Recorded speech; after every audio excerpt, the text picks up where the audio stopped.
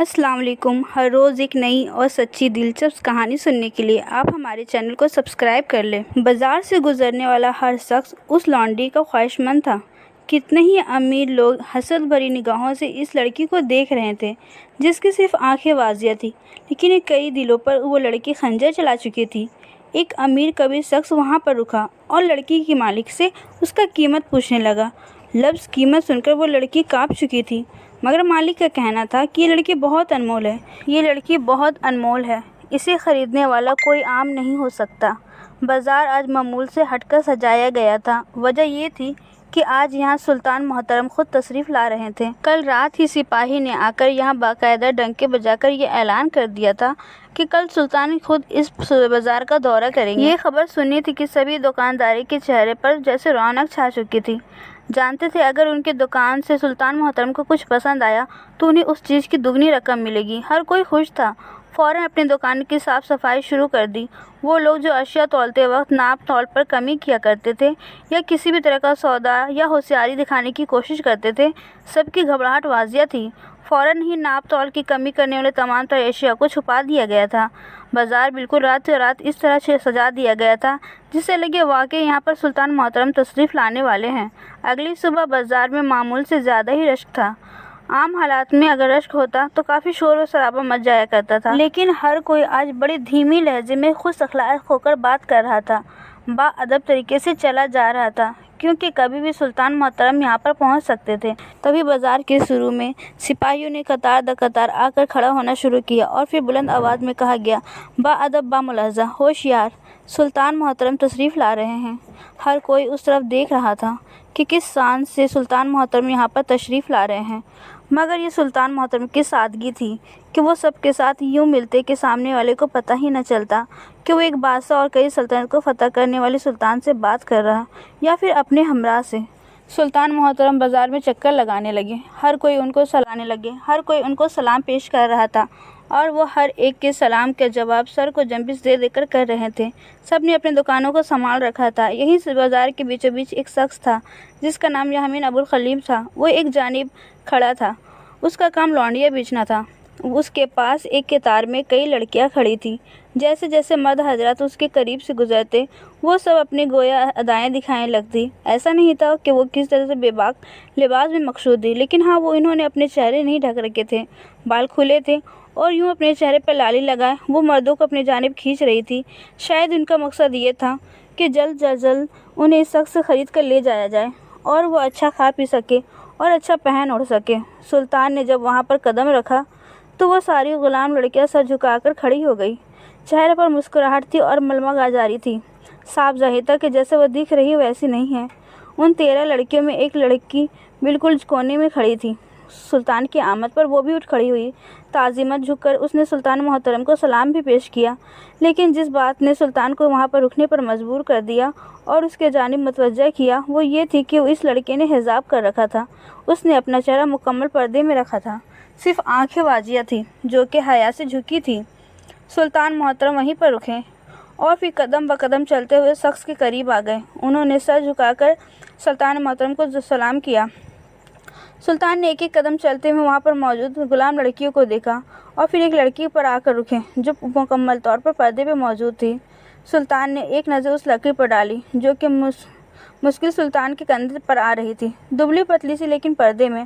سلطان نے وہیں پر نظر رکھ کر اس شخص کو دیکھا اور کہنے لگے، اس لڑکی کی کیا قیمت لگاؤ گے؟ اس شخص نے جب یہ سنا تو اگلے ہی پر خاموش سا ہو گیا، پھر اس کے چہرے پہ خوب مسکراہٹ سے پھیلی اور پھر کہنے لگا کہ سلطان محترم، آپ پر میری جان بھی قربان، کیا آپ یہ لڑکی خریدنا چاہتے ہیں؟ سلطان محترم اسے کہنے لگے، اس لڑکی کی خصوصیات بتاؤ، کیا خصائص ہے اس کی؟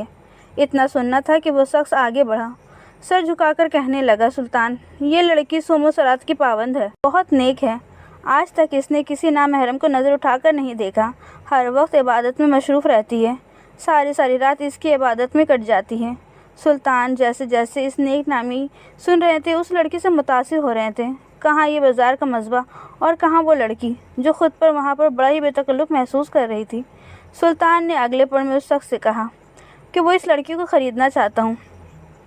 سلطان نے سوچ لیا تھا کہ اس غلام لڑکی کو شخص سے خرید کر ملکہ کی خدمت کے لیے مخصوص کر دیں گے۔ सुल्तान ने अपने पास खड़े सिपाही को बुलाया और एक पोटली में मौजूद रकम आगे बढ़ाया। आम तौर पर गुलामों की जो कीमत होती थी वो पैसे उससे दुगने थे, मगर जब सिपाही ने उस पैसे को उस शख्स से बढ़ाया तो मुजज़्ज़ज़ सा हो गया। सुल्तान ने सोच लिया था कि वो उस गुलाम लड़की को उस शख्स से ख़रीद कर मलिका की खिदमत के लिए मखसूस कर देंगे। सुल्तान ने अपने पास खड़े सिपाही को बुलाया और एक पोटली में मौजूद रकम आगे बढ़ाया। आम तौर पर गुलामों की जो कीमत होती थी वो पैसे इससे दुगने थे, मगर जब सिपाही ने उस पैसे की पोटली को उस शख्स के जानिब बढ़ाया तो मुजर्रब सा हो गया। कहने लगा कि सुल्तान, मैं इस लड़की को कतई नहीं फ़रोख्त करूँगा। ये लड़की नमाज रोज़े की पाबंद है, बहुत अच्छी है। भला मैं इन चंद सिक्कों की वजह से इसे कैसे फ़रोख्त कर दूँ? वो पैसे इससे दुगने थे, मगर जब सिपाही ने पैसे की पोटली उस शख्स के जानिब बढ़ाया तो मुजर्रब सा हो गया। कहने लगा, सुल्तान, मैं इस लड़की को कतई नहीं फ़रोख्त करूँगा। ये लड़की नमाज रोज़े की पाबंद है, बहुत अच्छी है। भला मैं इन चंद सिक्कों की वजह से इसे कैसे फ़रोख्त कर दूँ? सुल्तान के दिल में उस लड़की के लिए हमदर्दी सी आ चुकी थी, इसलिए उन्होंने 5 गुना ज़्यादा रकम निकालकर उस शख्स के हाथ में रख दिए। इतने ज़्यादा दिनार देखकर उस शख्स के मन में तो लालच आना है, फितरी सी बात थी। फ़ौरन पीछे हटकर बोला कि सुल्तान, बेशक आप जैसा बादशाह हर एक को नसीब नहीं होता। सुल्तान आगे बढ़ चुके थे, जबकि वो लड़की जिसे ख़रीदा गया था वो कभी नज़र उठा के उस शख्स को देखती और कभी सुल्तान को, मगर सिपाहियों के कहने पर वो चुपचाप उनके साथ चल पड़ी। सारा दिन यहाँ पर दौरा करने के बाद सुल्तान मोहतरम जब अपने महल में पहुँचे, वो गुलाम लड़की जिसे आज़ाद कराकर कनीज़ बना लिया गया था वो अभी तक यूं ही पर्दे में मबलूस थी, ना ही कुछ बोल रही थी और ना ही कुछ कह रही थी। सुल्तान अपने महल में पहुँचे तो भी सभी सिपाही अपने अपने मुकाम पर जाकर खड़े हो चुके थे, जिनको सुल्तान ने जाने का इशारा किया था। वो अपने अपने आरामगाह की जानिब चल दिए। रात का वक्त था। कनीज़ ने आसपास नज़र दौड़ाकर देखा। सुल्तान भी अपने ही ध्यान में आगे बढ़ते चले जा रहे थे। मलिका पिछले 2 दिनों से उनके इंतज़ार में थी।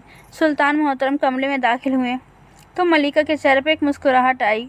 सारा दिन रियाया के मामलात सुलझाने के बाद सुल्तान मोहतरम मलिका के पास आए। सल्तनत के जो अनवार से अंजाम दिए थे और जिन जिन तारीखियाती काम का फैसला किया था सब बताने लगे। इन्हीं बातों में 2 घंटे बीत चुके थे जब सुल्तान को इस कनीज़ की याद आई। बजाय सिपाही के भेजने के वो खुद वहाँ से निकले, क्योंकि उन्हें ख्याल आया था कि उन्होंने इस कनीज़ को अभी तक मलिका से मिलवाया ही नहीं। जैसे वो महल के दरवाजे तक आए तो क्या देखते हैं कि सामने वो कनीज़ दीवार से टेक लगाए एक जानिब को खड़ी है और हर एक चीज़ को बड़े गौर से देख रही है। सुल्तान उसके पास गए तो सुल्तान को सामने देखकर वो लड़की हड़बड़ा सी गई। उसकी आंखों में नींद थी, मगर चेहरा बिल्कुल ढक रखा था। सुल्तान ने उसे माजरत करते हुए कहा, कनीज़ अव्वल के सुपुर्द करना ही भूल गया था। सुल्तान को ये खुद से माजरत करते हुए उसकी कनीज़ की आंखें फैली थी। कहने लगी, नहीं सुल्तान मोहतरम, अगर आप कहें तो मैं सारी रात यहाँ खड़ी होकर गुजार दूँ, मुझे आपसे कोई गिला नहीं। वो सुल्तान के पीछे चलते हुए मलिका के कमरे तक आई। फिर मलिका से मिलवाने के बाद सुल्तान ने मलिका से कहा कि आज के बाद ये कनीज़ आपके साथ साए की तरह रहेगी, आपका ख्याल रखेगी। इसे मैं 5 गुना कीमत अदा कर कर ख़रीद के लाया हूँ, सिर्फ़ और सिर्फ आपके लिए। ये बहुत ही नेक है और 5 वक्त की नमाजी भी। मलिका उस लड़की से मिलकर खुश थी, क्योंकि उसे उसके आरामगाह में जाने के लिए कहा तो वो लड़की सर झुकाए वहाँ से जा चुकी थी। 2 दिन तक तो सब कुछ ठीक रहा। मलिका का ख्याल वो कनीज़ रखने लगी थी।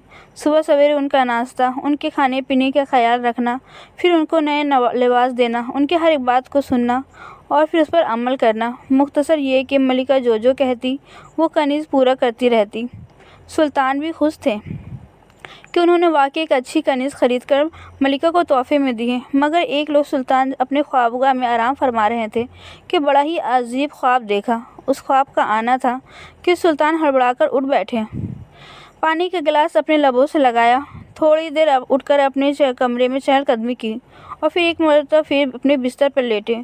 फिर एक बार दोबारा फिर से वही ख्वाब आया तो उन्हें कुछ तजवीज़ सी होने लगी, क्योंकि सुल्तान मोहतरम को आने वाले ख्वाब बेमाने नहीं होते थे। ख्वाब में वो देख रहे थे कि अचानक बाग में एक फव्वारा फूट पड़ा है।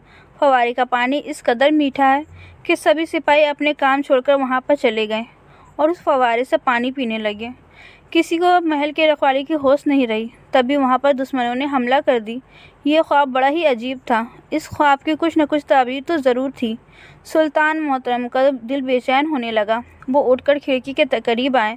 ये खिड़की महल की 3री मंजिल पर मौजूद थी। उनके नज़र से एक मंजर गुजरा। बाहर खड़े सिपाही उनके पास एक कनीज खड़ी थी। कनीज कौन थी सुल्तान नहीं जानते थे, क्योंकि महल में बेशुमार कनीजें मौजूद थी। वो कनीज कुछ दूर खड़े सिपाही से बात करती रही और फिर वहाँ से चली गई। सुल्तान ने इस बात को ऐसे ही ले लिया था, लेकिन अगले ही रोज़ अपनी जानिब मतवज्जा कर चुकी थी। कुछ तो था जो यहाँ पर सुल्तान मोहतरम से मखी रखा जा रहा था। उस रोज़ सुल्तान मोहतरम यूं ही महल में चहलकदमी कर रहे थे कि जब उनका गुज़र उस कमरे से हुआ जहाँ पर वो लाई जाने वाली नई कनीज़ रखी गई थी। सुल्तान को किरात की आवाज़ आई। वो आवाज़ इस कदर सुरीली और रूह तक सरायत कर जाने वाली थी कि सुल्तान मोहतरम के कदम वहीं पर रुके। इस कदर प्यारी आवाज़ में कुरान मजीद की तिलावत आज से पहले सुल्तान मोहतरम ने नहीं सुनी थी। इतनी ही देर वो वहाँ पर खड़े आंखें बंद किए गहरी सांस खारिज करके खड़े रहें और कुरान पाक की तिलावत सुनते रहें कि जब अचानक आवाज़ आना बंद हो गई। उन्होंने आगे बढ़कर खिड़की के अंदर का मंजर देखा तो वही कनीज़ दूसरी जानिब रुख मोड़े अभी भी एक बड़ी सी चादर में मौजूद थी और फर्श पर बैठी थी। सामने पर कुरान पाक खुला था। जानमाज़ पर बैठी वो दुआएं मांग रही थी। शायद वो रोज़ रात कुरान मजीद की तिलावत किया करती। सुल्तान ने देखकर मुस्कुरा उठे, लेकिन जब एक मरतबा उस कनीज़ का नाम सुनकर उनके कदम वहीं रुक गए थे। वो सिपाही भी इस बात से अनजान थे कि सुल्तान मोहतरम इस जानिब को तशरीफ़ ला रहे हैं। सिपाही से सवाल करने लगे, तुम ये बात किस कनीज़ के लिए कर रहे हो? वो दोनों ही घबरा गए। जानते थे कि सुल्तान मोहतरम खुद उस कनीज़ को लाए हैं, लेकिन जब सुल्तान मोहतरम ने सख्ती से पूछा तो वो खामोश नहीं रह सके। वो कहने लगे, सुल्तान मोहतरम, हमारी ज़ुबान कट जाए अगर हम आपसे झूठ बोलें, मगर जब से वो कनीज़ यहाँ पर आई है रोज़ रात को वो सिपाही के सामने बड़े ही नाजेबा अंदाज में जाती है। उसका लिबास इंतहाई नाजेबा होता है, वो जैसे कि वो सारा दिन पर्दे में घूमती है। रात को वो हर लिहाज को इख्तियार रखते हुए महल के सिपाही को अपनी जानिब राग़िब करती है। सुल्तान ने ये अल्फाज सुने तो उनके माथे पर बल बन चुकी थी। आखिर ऐसा मुमकिन कैसे है? उस लड़की को तो सुल्तान मोहतरम ने खुद कुरान पाक की तिलावत करते हुए सुना था और सिपाही की बात सुनकर उन्होंने खामोशी से बगैर कोई रद्द अमल दिए आगे बढ़ जाना ही मुनासिब समझा। आखिर ऐसा मुमकिन कैसे था? उस लड़की को तो सुल्तान मोहतरम ने खुद कुरान पाक की तिलावत करते हुए सुना था। उस सिपाही की बात सुनकर उन्होंने खामोशी से बगैर कोई रद्द अमल दिए आगे बढ़ जाना ही मुनासिब समझा था। उन्होंने उस कनीज़ पर खुद नज़र रखना शुरू कर दी, क्योंकि शक का बीज सुल्तान मोहतरम के दिल में बोया जा चुका था। वो लड़की हर वक्त नकाब में होती। सुल्तान मोहतरम ने मलका से भी सवाल किया, क्या ये कनीज़ आपको पसंद है? इसमें और बाकी कनीज़ों में क्या फ़र्क है? मलिका ने जब ये सुना तो कहने लगी, बाकी कनीज़ें फ़ारिग औकात में फजूल बातों में उतर आती है जिनका कोई मानी और मकसद ही नहीं होता, मगर ये कनीज़ बहुत अच्छी है। आज तक मैंने इसके मुँह से कोई फजूल गोई नहीं सुनी है, बल्कि जो भी बात करती है कुरान और हदीस के मुताबिक ही करती है और इससे मुझे बहुत कुछ सीखने को मिला है। हालांकि मैं मलिका हूँ, इसके लिए महरम हूँ, इसके बावजूद उसने मुझे आज तक अपना चेहरा नहीं दिखाया। मलिका तो कुछ और ही कह रही थी, मगर वो दोनों सिपाही, सुल्तान ने सोचा कि हो सकता है उन सिपाहियों को कोई गलत फहमी हुई हो। मगर एक मरतबा फिर सिपाही इसी मामले पर बातचीत कर रहे थे। वो काफ़ी गुस्से में दिखाई देते थे। बाकायदा सुल्तान मोहतरम की खिदमत में आकर अर्ज़ करने लगे कि सुल्तान मोहतरम, जो नई कनीज़ आप जो ख़रीद कर लाए हैं वो बेहाई की सारी हदें पार कर चुकी है। हम तो आपके सामने कहते हुए भी शर्मिंदा हो रहे हैं। जो कुछ वो रात होती है आपके सोने के बाद सिपाही के साथ करती है। तौबा तौबा, हम ये अल्फाज के आपके सामने अदा भी नहीं कर सकते। सुल्तान को अब उस लड़की पर तशवीश होने लगी, मगर वो दूसरों की बातों पर यकीन नहीं कर सकते थे। जब तक वो अपनी आँखों से सब कुछ देख न ले वो कोई भी फ़ैसला नहीं करना चाहते थे। इसलिए उस रात कुछ सोचा और फिर जैसे ही गहरी रात होने लगी और वो लड़की कुरान पाक की तिलावत करके सोने के लिए अपने बिस्तर पर लेटी तो सुल्तान मोहतरम अपने आरामगाह में जाने के बजाय अपने खुफिया कमरे में जाकर सिपाहियों जैसा लिबास पहन लिए और फिर महल में जाकर गश्त करने लगे। वहाँ पर मौजूद थे जहाँ पर अक्सर सिपाही कायनात होते। उस वक्त वो महल के उस हिस्से में मौजूद थे जहाँ पर अगर महल के किसी भी हिस्से से निकलता जहाँ पर कनीज़ें रहती थी तो साफ दिखाई देता था। कुछ ही देर बाद वहाँ से फिर वही कनीज़ निकली थी, मगर जिस हुलिये में निकली थी और जो कुछ उसका हाल था सुल्तान के नाकाबिल यकीन था। सब कुछ सुल्तान अपनी आँखों से देखते रहे। जैसे जैसे वो मंजर देख रहे थे उनके गाज में गुस्सा उतरने लगा। जैसे अगली सुबह हुई तो सुल्तान मोहतरम ने मलिका को भी बुलाया। आज उन्होंने महल में एक अदालत लगानी थी जिसके काजी वो खुद थे। सुल्तान मोहतरम और मलिका दोनों ही सामने तख्त पर विराजमान थे। जब एक कनीज़ को कहा कि उस नए कनीज़ को लेकर आ, वो पर्दे में आकर सलाम अर्ज़ करने लगी। تو سلطان نے بڑے ہی سخت لہجے میں اس کے سلام کا جواب دیا تھا۔ پھر کہنے لگی، لڑکی، کیا تو وہی ہے جو سب کو دکھاتی ہے، یا پھر منافقت کا لباس اوڑھ رکھا ہے تو نے؟ یہ الفاظ سنے تو اس لڑکی کی نظریں پہلی مرتبہ سلطان محترم کی نظروں سے ٹکرائی تھیں۔ کہنے لگی، سلطان محترم، میں آپ کی باتیں نہیں سمجھی، آپ کیا کہنا چاہتے ہیں؟ اس بار سلطان محترم اٹھ کھڑے ہوئے۔ ملکہ بھی کبھی سلطان محترم کا کبھی دیکھتی تو کبھی اس کنیز کا۔ وہ کنیز ڈر کر 2 قدم پیچھے ہٹی تھی۔ کہنے لگی، کل رات جس خلیے میں محل سے نکلی، میں سب کچھ دیکھ چکا ہوں۔ اصل ماجرا کیا ہے؟ کیا تم دشمن کی طرف سے یہاں پر بھیجی گئی ہو، یا پھر صرف اور صرف منافقت کر رہی ہو تاکہ تمہیں ملکہ تک رسائی مل سکے؟ سلطان محترم کا لہجہ کافی سخت تھا۔ وہ کنیز کانپ چکی تھی، کتنی دیر تک کچھ بول ہی نہ سکی۔ ایسا لگ رہا تھا کہ سلطان کی روب اس کے حلق میں ایک کانٹے سے پھنس چکی ہے۔ کل رات سلطان محترم نے خود اس کنیز کو تعینات ایک سپاہی پاس جاتے دیکھا تھا۔ حیرت کی بات تو یہ تھی کہ اس کنیز نے اپنے چہرے سے پردہ اٹھا رکھا، بال کھول رکھے تھے۔ وہ چلتی ہی وہاں پر آئی جہاں پر وہ سپاہی کھڑا تھا، پھر بغیر کوئی لحاظ کیے اپنا ہاتھ اس سپاہی کے چہرے پہ پھیرنے لگی۔ وہ سپاہی بھی ہر چیز سے بے نیاز اس کنیز کے کندھے پر ہاتھ رکھ چکا تھا۔ اس کے بعد اس کنیز کو وہاں سے پودوں کے پیچھے لے گئے۔ سلطان محترم کتنے ہی دیر وہاں پر کھڑے یہ منظر دیکھتے رہے کہ پودوں کے پیچھے وہ دونوں موجود ہیں، لیکن اس کے بعد تو حد ہی ہو گئی۔ وہ کنیز اس سپاہی کے ساتھ اس جگہ جانے لگی جہاں پر سپاہی کی آرامگاہ بنا گئی تھی۔ وہاں پر جا کر وہ دروازہ بند کر چکے، جبکہ باقی سپاہی وہاں پر کھڑے آپس میں سرگوشیاں کرنے لگے۔ سلطان چلتے ہوئے اس کمرے تک بھی گئے۔ جو آوازیں انہیں سنائی دی وہ گناہ کا منہ بولتا ثبوت تھے۔ سلطان نے جب یہ ساری منظر کشی یاد دلائی تو وہ لڑکی بخلا چکی تھی۔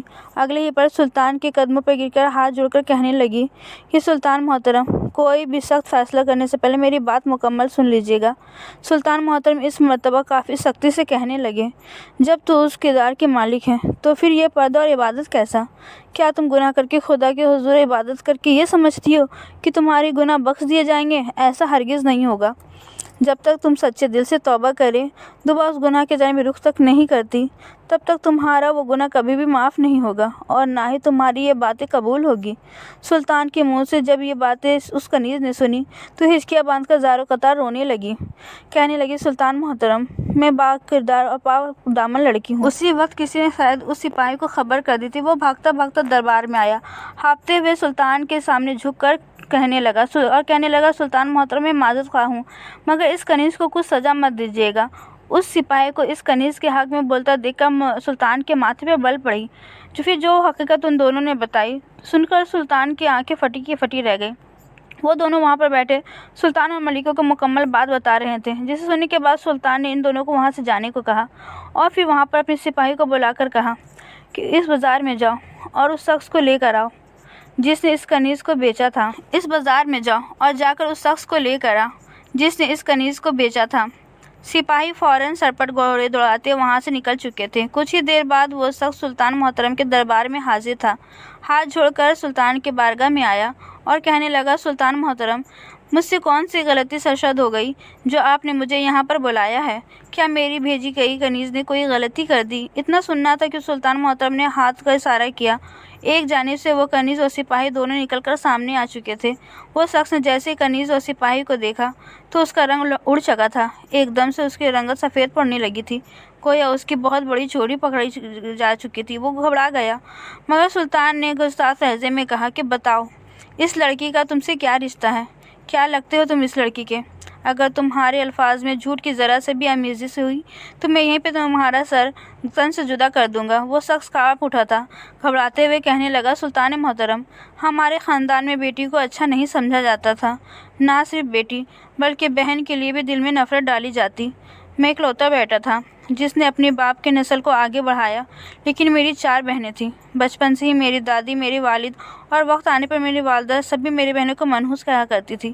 ان کی دیکھا دیکھی میں نے بھی اسے منحوس سمجھنے لگا تھا۔ اس کی وجہ یہ تھی جب بڑی بہن کی شادی ہوئی تو اس کے شوہر کا تجارتی سامان ڈاکو لوٹ کر لے گئے اور اس کے شوہر کا بھی قتل کر دیا۔ بیوہ کا دھبہ لے کر واپس میکے آ گئی۔ اس کے بعد میری دوسری بہن کی شادی ہوئی۔ دوسری بہن کی شادی کئی سال گزر گئے مگر وہ اولاد ہی پیدا نہ کر سکی تھی۔ یوں اس کے شوہر نے اسے تشدد کر گھر سے نکال دیا تھا، خود دوسری شادی کر لی اور میری بہن کو یہ کہہ کر میکے بھیج دیا کہ ہمیشہ تم میرے نام پر ہی بیٹھے رہو گی، یہی تمہاری سزا ہے۔ تیسری بہن غیر برادری کو پسند کرتی تھی، اسے شادی کرنا چاہتی تھی، مگر جب میری دادی اور والد نے انکار کیا تو اس کی شادی اپنے خاندان میں کروانے لگی تو وہ اس قدر ہردمی میں اتر آئی کہ اس نے اپنی جان لے لی۔ علاقے میں ہم بدنام ہو کر رہ چکے تھے۔ پہلے تو میری ماں اپنی بیٹیوں کی طرفدار تھی، لیکن ان واقعات کے بعد وہ اپنی بیٹیوں کو بھی منحوس کرنے لگی۔ میری دادی، میرا باپ اور میرے ماں سب مر گئے، مگر میرے سر پہ ان چاروں کا بوجھ ڈال گئے۔ چھوٹی بہن کو جیسے تیسے میں رخصت کیے، لیکن اس کا شوہر دوسرے شہر میں کاروبار کرتا تھا۔ پیچھے اس بہن کا شہر اس پر بری نظر رکھنے لگا۔ ساس بھی کچھ اچھی اخلاق کی مالک نہ تھی۔ ایک مرتبہ اس کے دیور نے اس کی عزت پر ہاتھ ڈالنا چاہا تو یہ روتی روتی واپس یہیں پر آ کر بیٹھ گئی۔ میں اپنی بہنوں پر شدید تنگ آ چکا تھا۔ میں لونڈیاں بیچنے کا کام کرتا ہی تھا۔ سلطان محترم کے چہرے پر جلال آ چکا تھا۔ کہنے لگے، کیا تمہیں ایک مرتبہ بھی شرم نہیں آئی؟ تم نے اپنے بہنوں کو پیسے کے لیے بیچ دیا۔ خدا تمہاری غرض کرے۔ زمانہ جاہلیت کی بھی سوچ کو ہمارے پیارے نبی حضرت محمد مصطفیٰ صلی اللہ علیہ وسلم نے ختم کیا۔ بیٹی کو جو مقام دیا شاید ہی کسی مذہب نے دیا ہو، مگر تم خود کو مسلمان بھی کہتے اور اس قدر جاہلیت پہ اتر آئے۔ ایک مرتبہ بھی تمہیں غیرت نے تمہیں نہیں للکارا؟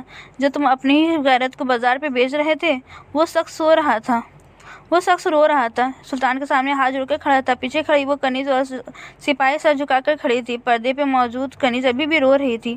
اس کی زندگی تو ہر دوری مصیبتوں سے گزر کر سلطان کے محل تک آئی، مگر یہ اس کو خدا پر کامل و تکل تھا کہ یہاں پر آنے کے بعد اب اسے اپنا شوہر مل چکا تھا، مگر سلطان کے ڈر پر وہ اپنا ظاہر نہیں کر پا رہے تھے۔ سلطان محترم نے اس شخص کو جیل پہ قید کر دیا اور کہا کہ جب تک تمہیں اپنے گناہوں کا احساس نہیں ہو جاتا اور اپنی بہنوں سے معافی نہیں مانگ لے، تب تک تجھے آزاد نہیں کیا جائے گا۔ کچھ روز تو وہ شخص جیل میں رہا، مگر شاید اسے ہدایت مل چکی۔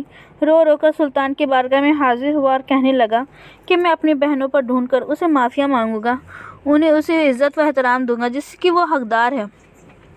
اس نے اپنے ساتھ سپاہیوں کو لیا اور جن کو اپنی گزشتہ بہنوں کو بھیجا تو ان کو ڈھونڈ کر واپس لائے۔ بہنوں کی حالت ابتر ہو چکی تھی، لوگوں نے ان کے ساتھ اچھا سلوک نہیں کیا تھا۔ وہ بہنیں تو شاید کبھی بھی اپنے بھائیوں کو معاف نہیں کرتی، لیکن جب اپنے بھائی کو اپنے سامنے ہاتھ جوڑ کر روتے دیکھا تو ان کا دل بھی موم ہو گیا، انہوں نے اپنے بھائی کو معاف کر دی۔ اس موقع پر سلطان محترم بولے کہ ایک ماں، بہن، بیٹی اور بیوی کا دل بالکل ایسا ہی موم ہوتا ہے۔